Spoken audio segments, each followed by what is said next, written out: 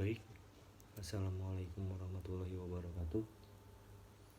Kita akan memulai pembelajaran BIPA, yaitu wacana padanan istilah asing Indonesia dan kaitannya dengan pembelajaran bahasa Indonesia bagi penutur asing. Bahasa Indonesia terus mengalami penambahan kosakata padanan asing, terutama dari bahasa Inggris. Hal itu terjadi karena laju perkembangan ilmu pengetahuan dan teknologi dewasa ini.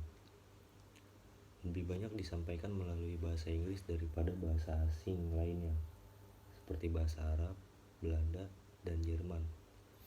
Guna mengantisipasi hal itu, Pusat Bahasa, kini Badan Pengembangan dan Pembinaan Bahasa atau Badan Bahasa, merasa perlu menerbitkan buku pengindonesiaan kata dan ungkapan asing. Namun demikian, penerbitan buku tersebut dinilai belum cukup untuk menunjang usaha pembinaan bahasa Indonesia secara intensif, mengingat adanya keterbatasan masyarakat Indonesia dalam mengakses atau mendapatkan buku tersebut. Sebagai informasi, bahasa Indonesia telah dipelajari di 45 negara dan 250 lembaga penyelenggara di dunia. Seiring dengan fakta itu, muncullah bidang keilmuan bernama Bahasa Indonesia bagi Penutur Asing atau BIPA. Saat ini, BIPA menjadi bidang ilmu pembelajaran bahasa Indonesia yang banyak diminati oleh para pengajar bahasa Indonesia dan mahasiswa jurusan atau program studi bahasa Indonesia.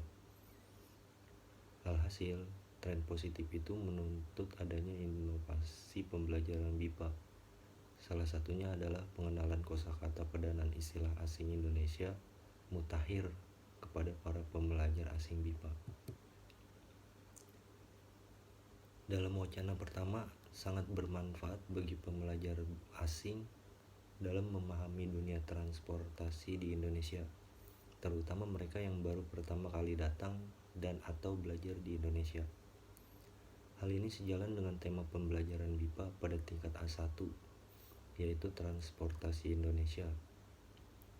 Melalui wacana pertama, para pembelajar asing dapat mengetahui sejumlah padanan istilah asing Indonesia seperti Mass Rapid Transit atau MRT menjadi moda raya terpadu atau MRT. Selanjutnya, Light Rapid Transit LRT menjadi kereta ringan terpadu atau KRT.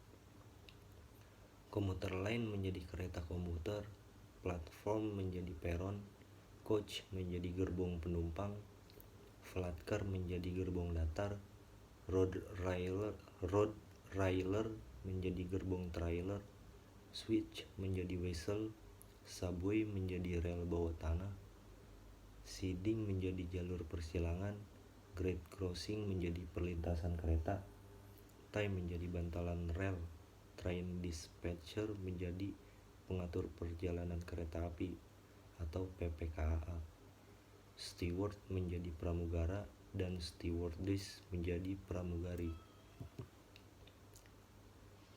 Sementara itu, dalam wacana kedua, para pembelajar asing BIPA dapat mengetahui padanan istilah asing Indonesia timeline menjadi lini masa.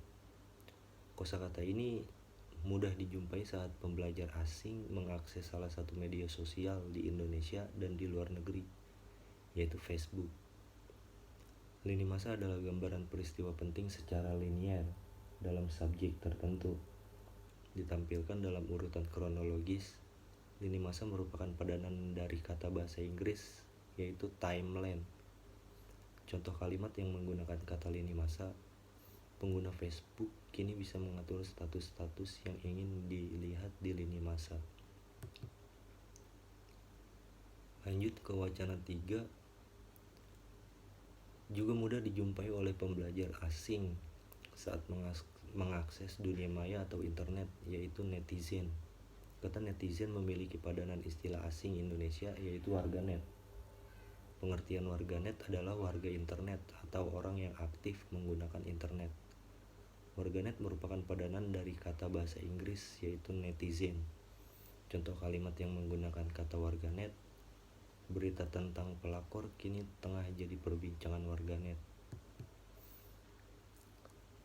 Lalu wacana keempat, ada kosakata padanan istilah asing Indonesia di bidang kecantikan dan perlengkapan pribadi. Salah satunya ialah buket.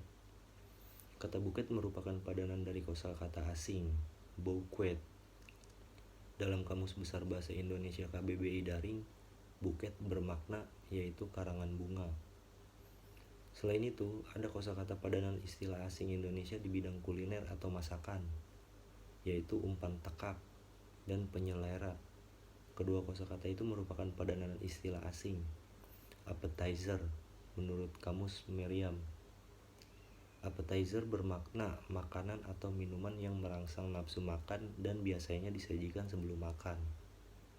Dalam KBBI Daring, umpan tekak bermakna makanan atau minuman lezat dalam porsi kecil sebagai pembangkit selera yang dihidangkan sebelum makan.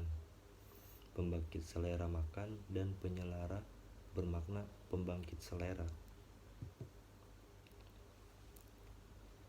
Terakhir, wacana kelima, ada kosakata padanan istilah Indonesia asing di bidang informasi yaitu telaah. Kata telaah merupakan padanan istilah asing, review. Di masyarakat Indonesia, ada yang menulis review sebagai padanan istilah asing review. Namun demikian, kata review tidak ditemukan dalam KBBI Daring. Kata review dipadankan dengan kata telaah. Demikian juga kata yang mirip dengannya, seperti reviewer menjadi penelaah atau mereview menjadi menelaah. Baik, sekian dari saya. Wassalamualaikum warahmatullahi wabarakatuh.